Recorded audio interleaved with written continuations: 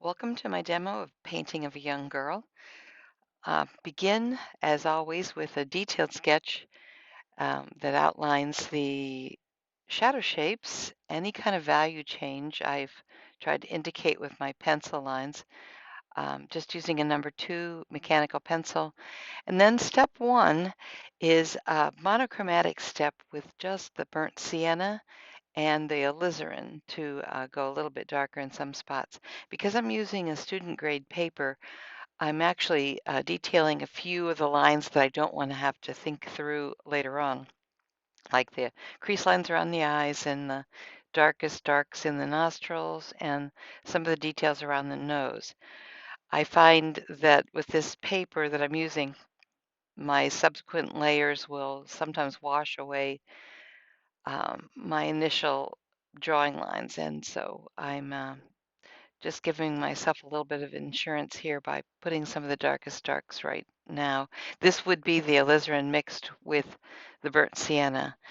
So I am putting a few of that information inside the mouth here and trying to give myself a good underpainting layer.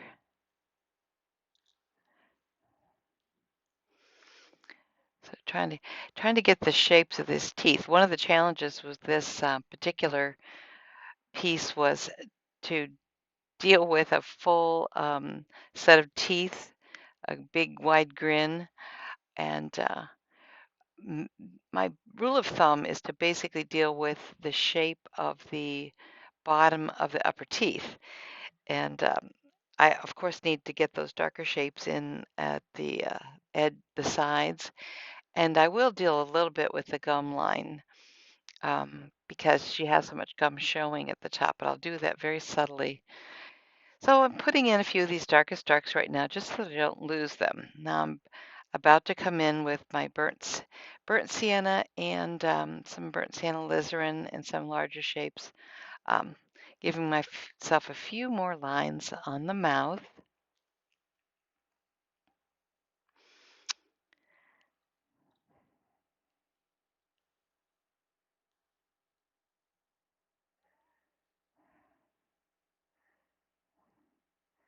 Yeah, you get to see my hair there. And now beginning with some of the shadow shapes. Usually start with the darker shapes, and I often go up and start around the eyes. It just seems like a logical place to start.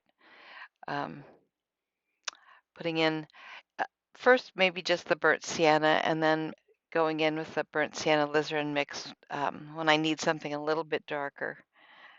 And I'll work my way around the face, basically creating an underpainting of the value shapes. I'll be dealing with the midtones and darkest tones with this. I will leave my lighter tone, which is the flesh concoction for step 3. And of course, I'll leave the white of the paper all the way to the end. So this is step 1, just indicating shadow shapes, midtones to darker tones. And you can see that I'm working with just the burnt sienna in some of these spots, and then I'll go in a little bit darker. And I do touch the edge of the lines that I'm putting down, the shapes that I'm putting down in spots, if I don't want to call too much attention to that area. If you know, if I leave a very harsh edge, it's where your eye is going to go.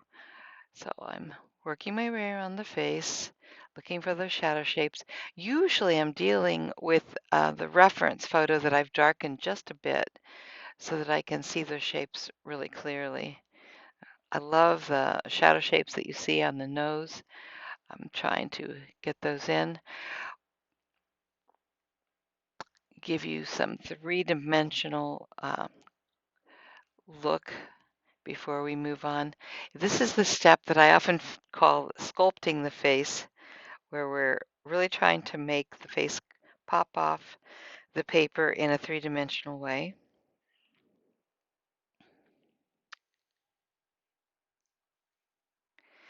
And go a little darker on those bags under the eyes.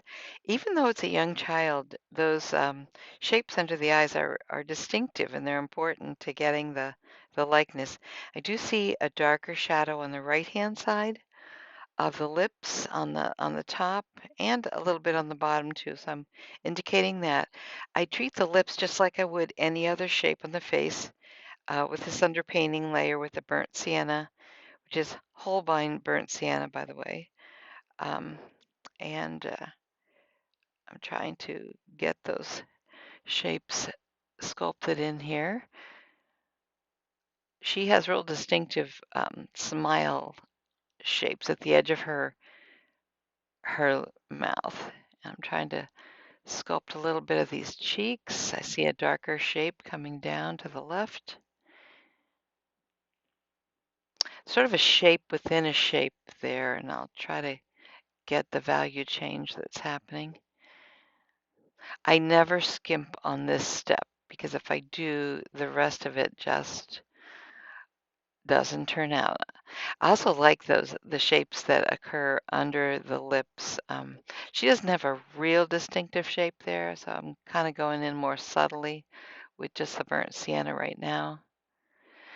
Keep in mind that I'll be adding some arbitrary colors, so I'll have a chance to darken some of these value changes, value areas with the green, blue, and my warmer color that I'll be using. So I think this speed is speeded up like 1.5 times. So you're seeing my strokes, but I don't paint quite this quickly.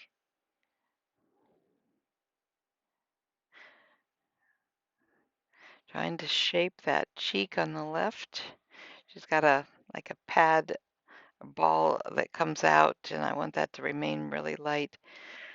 Painting in the philtrum, that space between the nose and the mouth, darkening that shadow shape on the right side between the nose and mouth.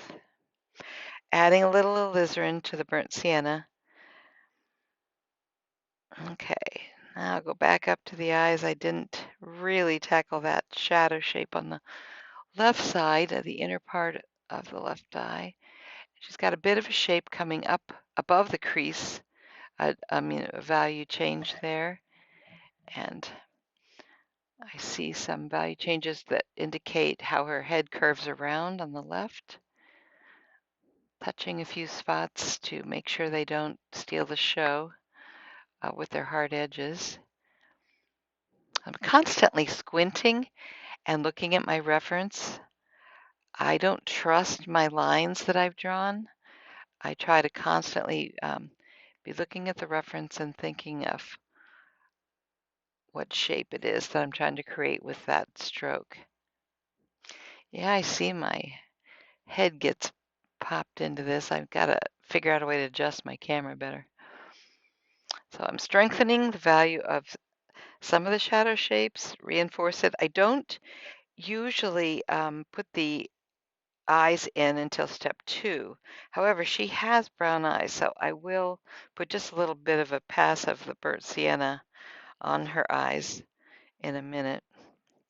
I don't want to get too comfortable with the eyes in step 1 because I want to be just treating her as a set of shapes.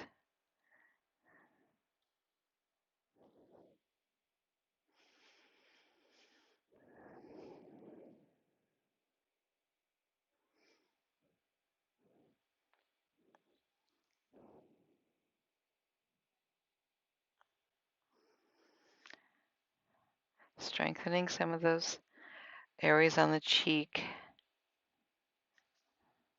Like I said, I usually look at a darker version. I'm probably actually looking at a version that's a bit darker than the one that you're seeing on the screen there, just so that it's real obvious to me where the shadow shapes are. Need to darken those areas on the inside of the eye that lead up to the eyebrow.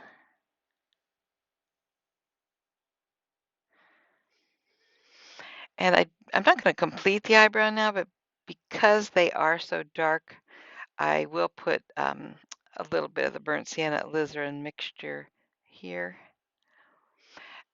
remembering to apply my strokes in the way that I see the eyebrow hairs growing. I don't want to just paint that shape. I want to make sure I give pay attention to the information my strokes are going to give about the eyebrow hairs.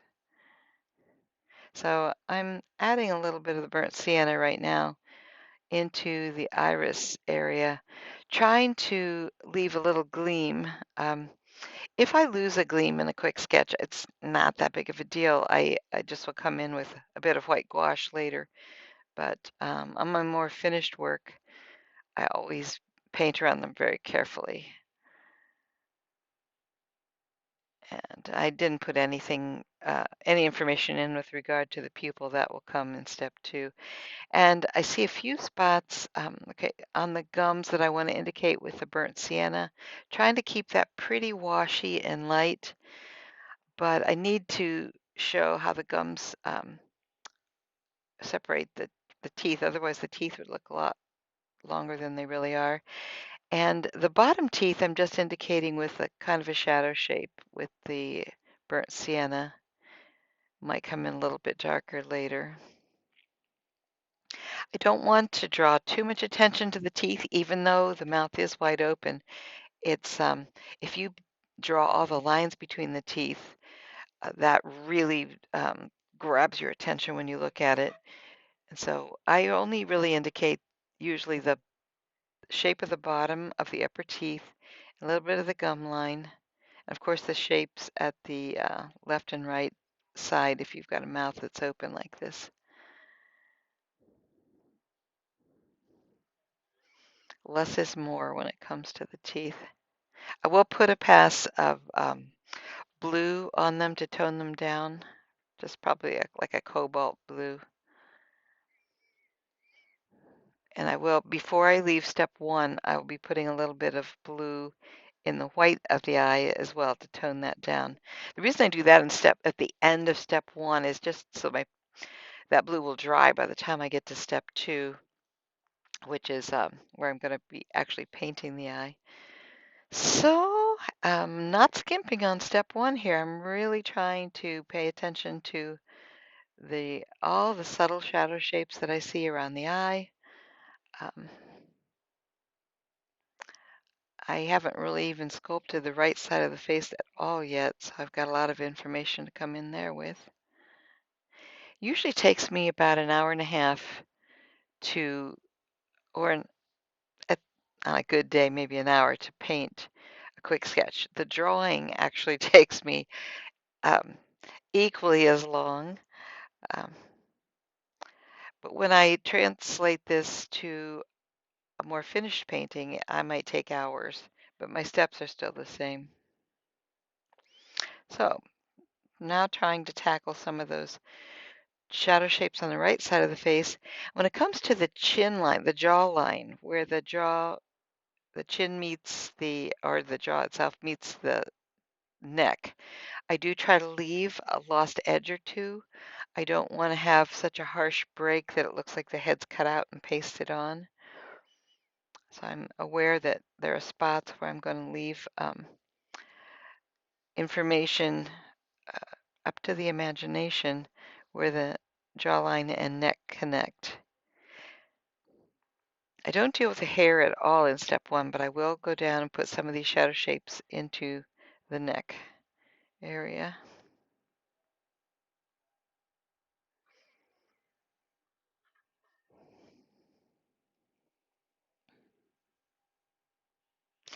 Okay, strengthening some of those crease lines that I had put in earlier. By now I probably would have lost them completely if I hadn't done those darker lines at first. This is just the alizarin mixed with the burnt sienna. Strengthening a few of the darkest darks right now.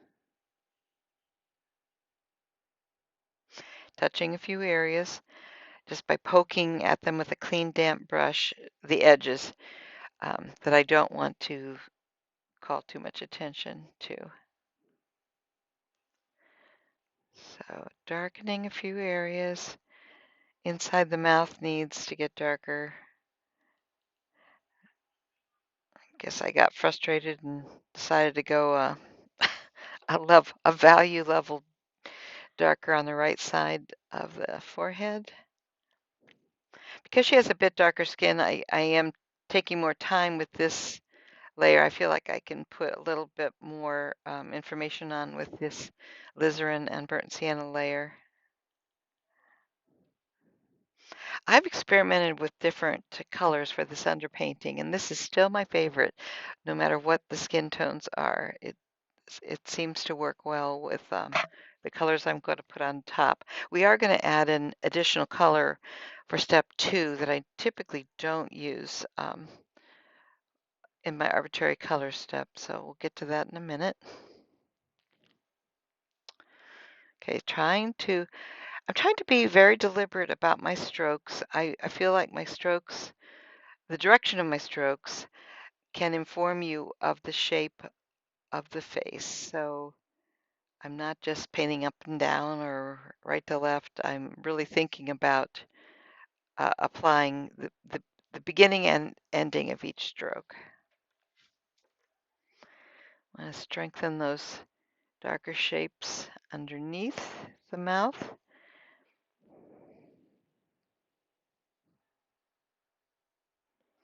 Trying to leave a lost edge on that left side of the chin.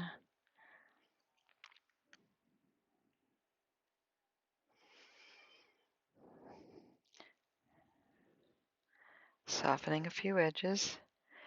And she definitely has some darker shadows on the right side of the neck, and I'm putting those in with my alizarin burnt sienna mixture.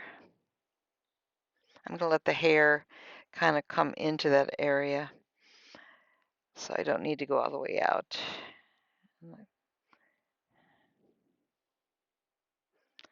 Almost finished with step 1, but strengthening a few areas. Just want to see her in 3D.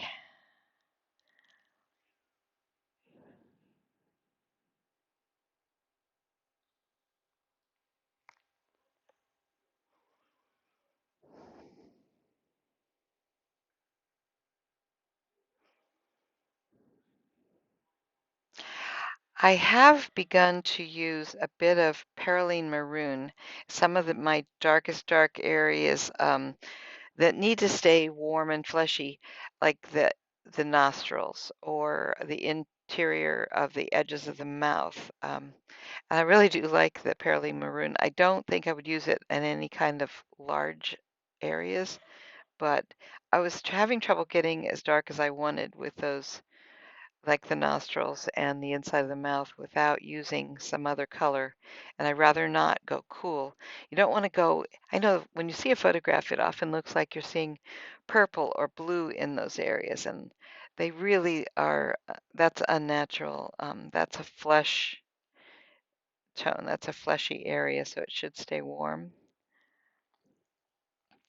Okay, putting a few more value changes on the teeth. I'm adding a little bit of blue, I believe, too. Usually add a little bit of cobalt blue on the teeth. Try to leave them maybe little tiny pockets of white in places. Um, Darkening a bit of those gums, just touching the gum area with the burnt sienna a bit to indicate a few darker areas at the upper part of her teeth. And I don't want to get too carried away, or that's going to become what you look at.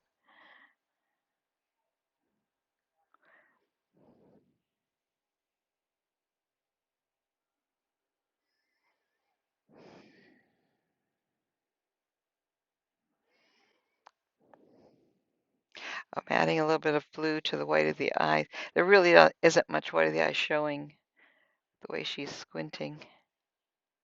Putting more blue here. I want to show how the teeth curve around in the mouth, so I definitely need to be darker at the sides to show that it's an arc that curves around there. I'm really taking my time with this because on her, especially because I can leave a lot of the burnt sienna and alizarin as like the final color. Um, I don't want to skimp on this step. Darkening a few areas.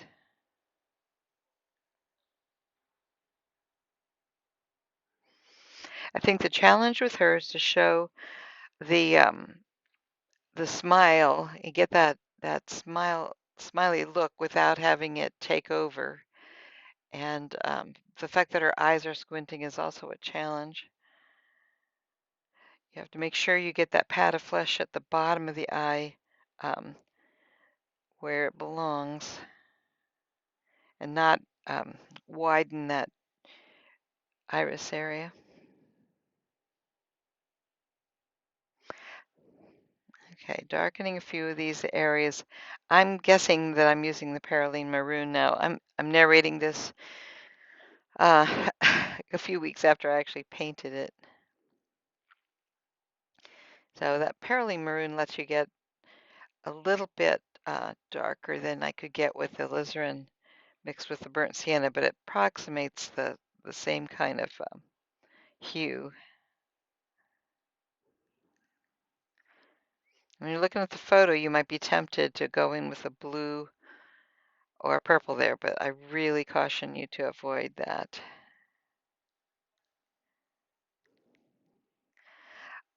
I need to have those smile lines, but I don't want them to be too harsh, so I make sure that they're broken lines, that they're not really long, harsh lines. If you do paint them that way, you just touch them with a clean, damp brush in spots to break them up. Okay, so I think I should be soon done with step 1.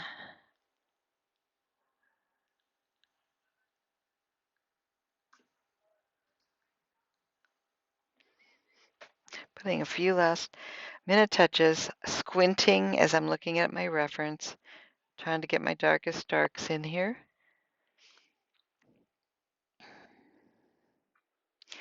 Okay, so here's my finished step 1, where I've just used the burnt sienna and alizarin to try to indicate the shadow shapes, give her some 3 dimensions. So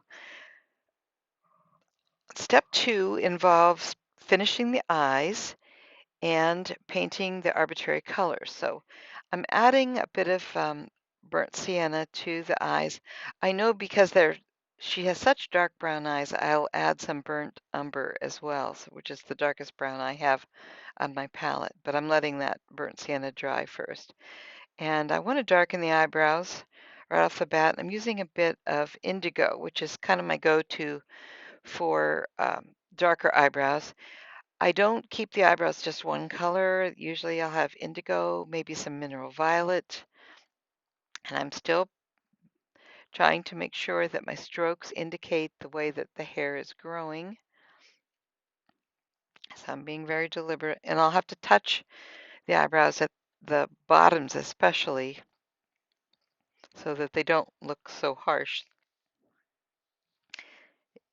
Anytime you're painting where you actually see where the hair is growing from the head, you need to touch it and soften it in some spots. So I often don't finish the eyebrows right away. I'm just kind of giving her um, some darkness in that area, and then I'll come back in and add some more arbitrary colors. But there I am touching the bottom of the eyebrows and adding a bit more indigo there. Like I said, it's a good chance to play with some of the colors. It really doesn't matter what color it is, it's just the value. So now my eyes are dry enough that I'm putting in an indication of the pupil. There's not much pupil showing, and the only way I could actually see this pupil was to lighten my photo, take the contrast down. So I'm putting the pupil in with some Payne's Gray. I usually use up and down strokes, vertical strokes when I'm painting in the eyes. I just feel like I have more control over it. Her eyes are so dark, you really don't see the pupil, the contrast of the pupil and the iris too much, but I am trying to put it in the proper spot, leaving the little gleam in the eye. Haven't dealt with the eyelashes or any of thing like that. Just trying to get the eye color in right now. Started with the burnt sienna, then I added a little burnt umber, and then going in with the Payne's gray for the pupil. Now I'm putting in the eyelashes. Usually I start the eyelashes with a tone that's a bit lighter than I want to end up with. Her eyelashes are more black, blue black, or a dark, dark brown, but I'm starting with just some burnt sienna, just so I see that I get the lashes curving properly. I'm really trying to look at the curve of the lashes. I don't do much with the bottom lashes, but you do see a bit of those on her, so I'm adding a bit of a few of the lashes in with burnt sienna. Sometimes I'll use mineral violet for the lashes and maybe some burnt umber if I want to be more literal. So once I'm satisfied that I have the direction of the eyelashes, I'll drop in or follow those lines with a darker color. It might be burnt umber. I might use mineral violet. Her eyelashes are pretty dark, so I can use just about anything I want to. That's a darker value. And I usually drop the darkest value in. Once I've determined where the eyelashes are, I usually drop it in more at the base and kind of pull it out to the edges. If you feel you got the edges too harsh, like the tip of the eyelash should almost disappear, just touch it with a clean damp brush on the edge so that it looks like they fade out. I think we have a tendency to want to glamorize eyelashes, especially on a female model.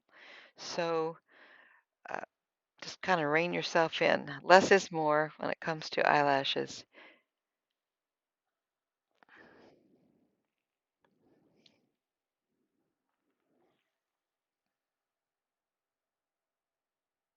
So adding a bit more color. I believe I'm adding some mineral violet here to the eyebrows.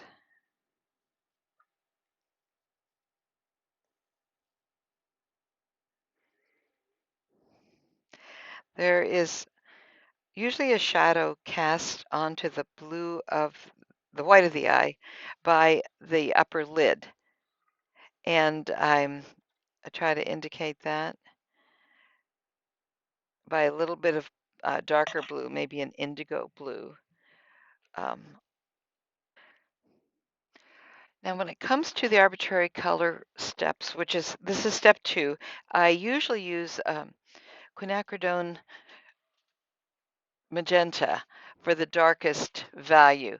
But I decided because her skin tones are a bit darker, I would use quinacridone violet instead. It looks very similar, just a little more purpley. So I'm strengthening some of the values with the quin violet. I'll probably use a little quinacridone magenta as well. So I use 3 colors for this step 2 at the moment.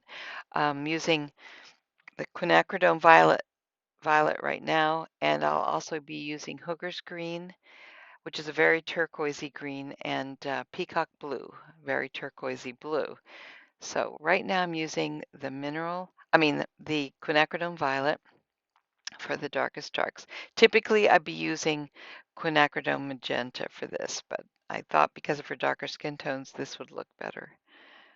So restating a few of the darkest areas with this. Usually when I'm doing the colors in step 2, the arbitrary colors, I'm looking for midtones to darker tones. Times I'm placing a stroke over area that hasn't been covered by the burnt sienna mix or the burnt sienna alizarin mix, but sometimes I'll pass a stroke over area that's pure white of the paper. Not usually with this darkest dark. The darker, either the quin magenta or the quin violet, that will probably just be strengthening some of the areas that I already have burnt sienna over. just trying to get a little bit darker. I can bring the strokes up into the hair. The hair is going to be very dark, obviously. So this is quinacridone violet.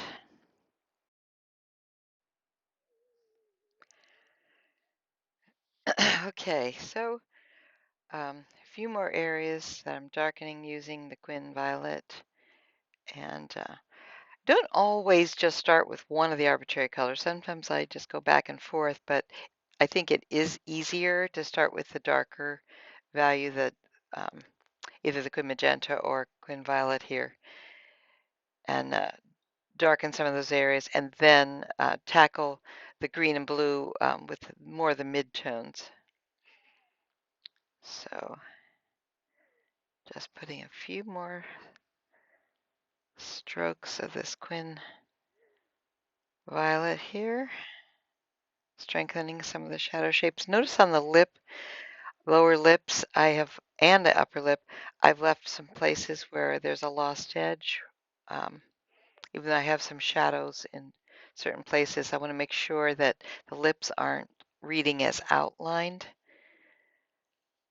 They need to merge right into the skin. Trying to make sure I'm strong enough with those little smile lines, but I don't want to go make them too harsh.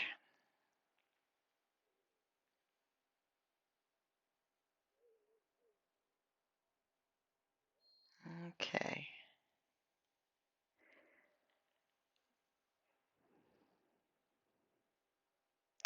I'm even adding some of the Quin uh, Violet to the edges of the mouth, the teeth there, to kind of make them curve around a bit more.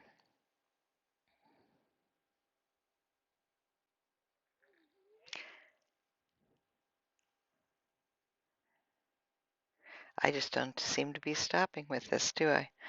It's weird narrating this after the fact because I'm thinking, why did I make that decision? Going a little bit darker with that Quin Violet on the neck as well. Any of the places where you see the flesh, I'll treat with the same manner with the arbitrary colors and with the underpainting of the burnt sienna alizarin.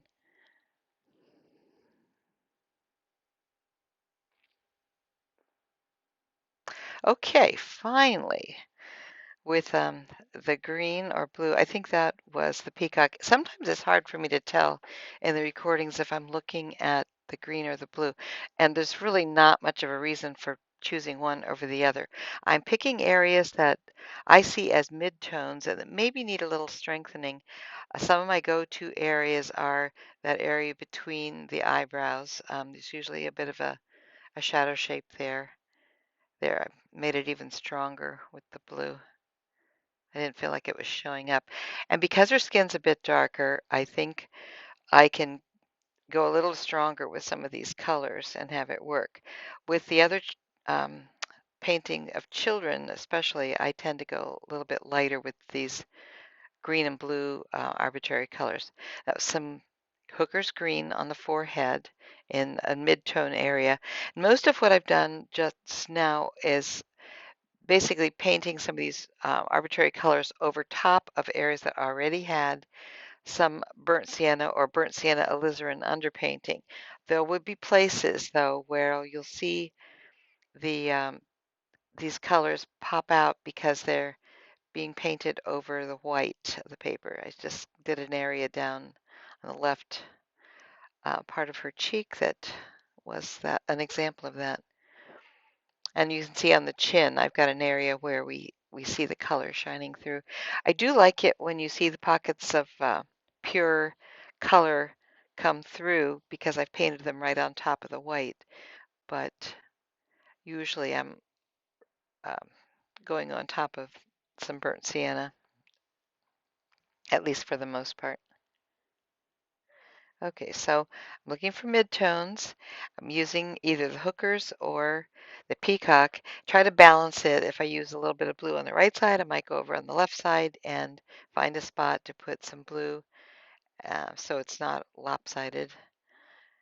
I'm adding some midtone arbitrary colors down on the neck, and I even use it in the bags under the eyes. I used to avoid those, worried that it would just look so strange, but you kind of need it. I don't tend to put the green and blue on the lips usually, but I do use them on the nose, and I tend to avoid them on the warmest part of the cheek, where the cheek is usually sticking out. Okay, and on step two, I've forced myself now to do a little bit of work on the hair to see partly how the colors that I'm using in the face are working, but also to make myself take a little bit more care with the hair. I used to leave the hair till step three, and it really just looked like an add-on. What I'm doing now is putting down some strokes of mineral of indigo, and I'm adding a little bit of burnt umber. I think they work so well together, and I'm softening some spots, just touching them with a clean, damp brush. I don't want these tendrils of hair to look so hard. I'm not going to do much on the hair. I'm just adding in some colors to see what my palette's going to be for the hair. I'm trying to put down my strokes in a way that indicate the curly nature of her hair. So I'm thinking that might be burnt scarlet that I just added in there. Quinn burnt scarlet, one of my new favorite colors. She does have a warm glow to her hair, even though there's a lot of dark areas. For the darkest darks, I do like the indigo mixed with the burnt umber. Those little tendrils, I'm hoping I soften them that are coming down from her forehead.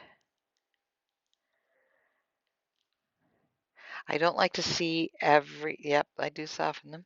Um, with hair, I don't like to see every little stroke. I like to see a blending of colors. I like to see masses of shapes. I went in very carefully there on the lower left part of her jaw because that line was important to help define the likeness. Adding in a bit more of the darkest darks here just to see how this is going to work. I don't want to get too carried away with color in the hair, but I usually end up with about three colors at least. I think I have four now because I have the mineral violet there as well. So I went back to the mouth. I'm adding in a little bit of quinacridone coral, which is one of my go-to colors for painting more feminine lips. It's a real warm color, but I don't like to leave the lips with just one color. I already had some underpainting there, so I will add some orange as well in spots on the lips, probably some brilliant orange. So right now I'm using the Queen Coral, trying to make sure that I leave some spots for a little gleam and places on the lips where I still have a lost edge. Okay, so I'm restating a few of my darkest darks in the crease and inside the mouth there, keeping it warm.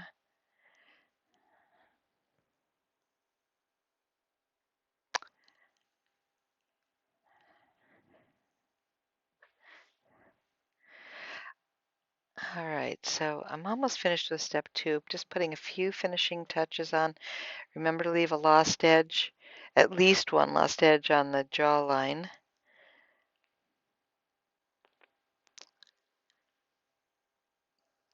Adding a little bit of shadow on the upper lid.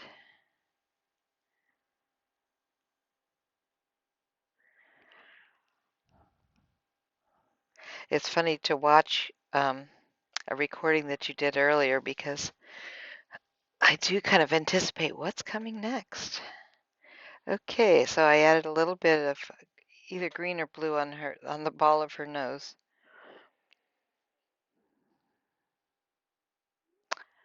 Kind of defining some of the bottom shapes of her upper teeth a bit more.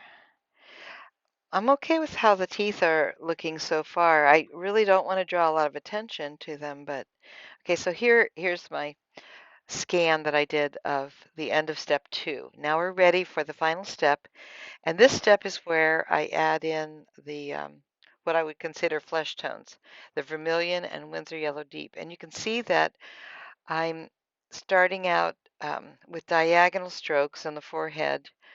I will often put a diagonal stroke and then put a stroke perpendicular to that, just like the energy of that look. I'm deliberately trying to leave white of the paper, but aware that I don't want too much white of the paper with her. So I'm looking for my lightest tones that definitely need some kind of value on them that won't be left white of the paper. And I'm trying to make my strokes very deliberate so that they help indicate the structure of the face. So there's no just laying down a stroke and then fiddling with it. You really have to think of the beginning and ending of the stroke. Well, I killed a lot of the white of the paper there. Still using, I lay the vermilion next to the Winsor Yellow Deep on my palette so that when I take a brush full of pigment, it may lean toward the yellow or may lean toward the orange, depending on what I really want at the moment.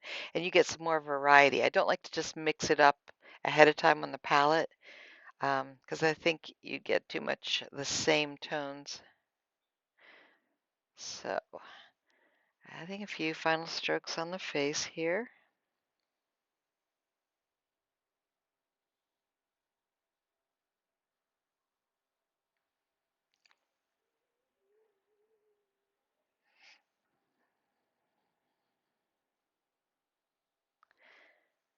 Okay, and I added some of the flesh tones down in the neck.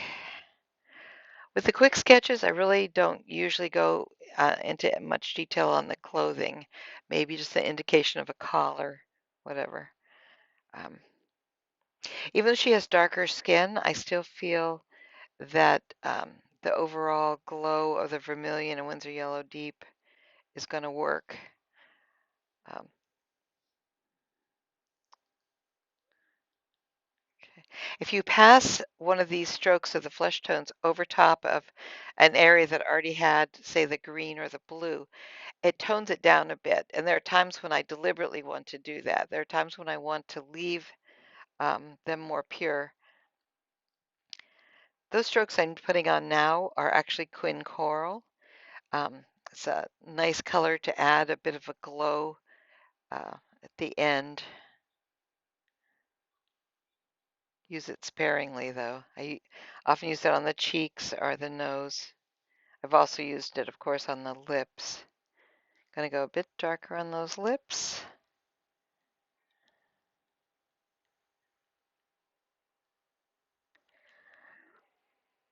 Okay, almost to the end here. I do like to leave little pockets of white in places, even in the hair. The fact that the hair is reading overall a really dark color, um, I still like to leave a little tiny bits of the white of the paper. I just think it adds sparkle, and to me, it screams, "This is watercolor." So when I do work on the hair, I typically switch over to a little bit larger brush. This is a number 12. Same type of brush that I always use, the um, Lowell Cornell or the King Art brushes. They come to such a nice point. So I'm adding some indigo right now and then of my burnt umber, which is my darkest brown. I just love the way blue and brown work together. So I'm trying to get those darks around her face, being real careful with my strokes when they butt right up against the jawline there, because I could change her likeness. And I do like to deal with large masses, large shapes. I don't want to see individual hairs, except for these little tendril kinds of things that she has coming down on her forehead, and I'm going to make some of them come out into the white of the paper on the outer edge. which we also need to soften that outer edge. We don't want that to be a hard edge or it'll look like a cap, look like a helmet. So this hair was really fun to paint, where you kind of let watercolor do its thing. I do work very wet. Uh, it's wet on dry, I guess you'd call it, but it's wet into wet here.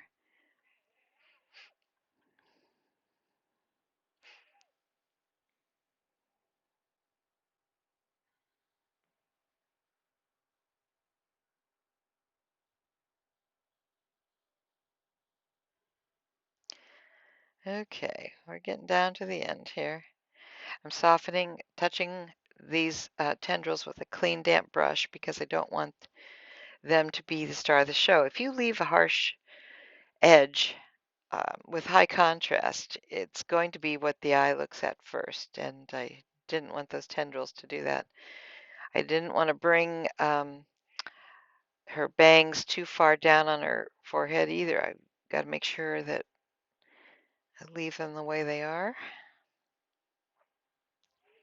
Adding a little bit more darks to this bottom part of her hair.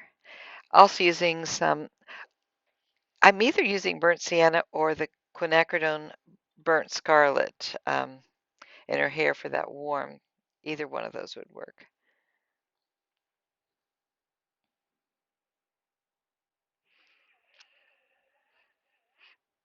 Okay, adding a few more little tendrils.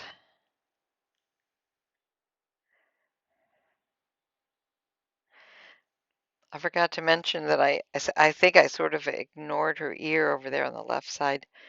Um, really should hit that with a little bit of flesh tone. And it looks like I did here on the final version. So here we have a quick sketch of a young girl. Hope you enjoyed this.